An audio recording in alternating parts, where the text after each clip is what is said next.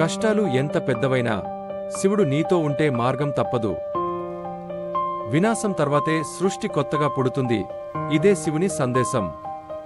మనసు స్థిరంగా ఉంచినవాడి ముందెవ్వరూ నిలవలేరు.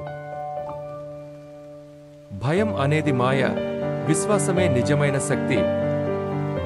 శివుడి ధ్యానం చేసిన హృదయం ఎప్పటికీ కుంగపోదు. ప్రతి ముగింపు ఒక కొత్త ఆరంభం. శివుని జీవన తత్వం అదే.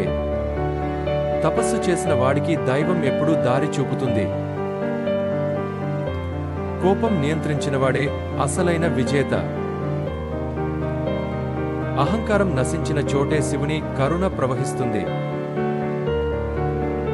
ప్రేమ, కరుణ, సహనం ఇవే శివుని నిజమైన ఆయుధాలు.